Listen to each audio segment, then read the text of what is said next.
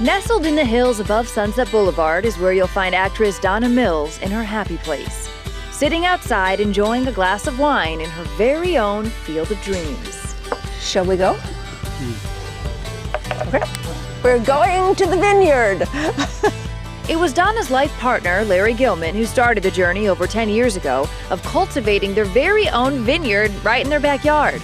It's called Mandeville Vineyards. These are the Cabernets. I've always liked wine, but I was not ever thinking that I would have a vineyard.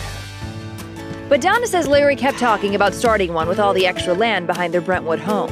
And then one day, I started seeing paths being cleared and rebar going up and stuff, and he was just determined. And so he did it. And I said, okay, you can do it. I got nothing to do with it. But eventually she fell in love with the project and became very much involved. I have to tell you, during the pandemic, it was a savior, because we come up here and you were just in another land. There's weeding to do, there's trimming to do, there's tucking. Yeah, I come up here quite often and do stuff. Woo!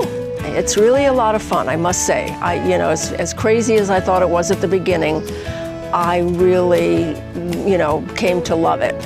A far cry from Donna Mills' day job and her rise to fame in the 80s as one of the most well-known soap opera villains in the longest-running primetime soap opera series, Knots Landing. People like you are threatened by people like me. Because deep down, you're afraid you're not going to be able to cut it without your trust fund. It is another chapter. It's a whole other world, that doesn't really have anything to do with my acting world. With the 431 plants that we have, we will do normally between 50 and 75 cases a year, which is between 600 and 900 bottles. Last year was our best year. We did 100 cases. The Cabernets ripen and grow slower, so they just need more water now.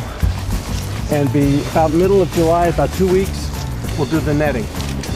And these guys are rambunctious. They will grow every place. They'll develop their own canopy. Their vineyard's home to the only Malbec grown in Los Angeles. I'd have to imagine you really got a newfound appreciation for being in nature during these past few years. Yeah, absolutely. I mean, I've always had gardens and stuff like that, and I have gardens down there, but this is a whole other world up here. You feel like you've gone to another country or another... You really do. Yeah, it's really amazing. So how do we know that they're ready to eat? Well, you can taste any of them? Yeah, you can taste any of the purple ones. Okay. Not the green ones. You wouldn't want to taste that, but... They're good, aren't they? After touring the beautiful vineyard, it only made sense to try some of Donna's homegrown SoCal wine, right? And let me tell you, it is incredible.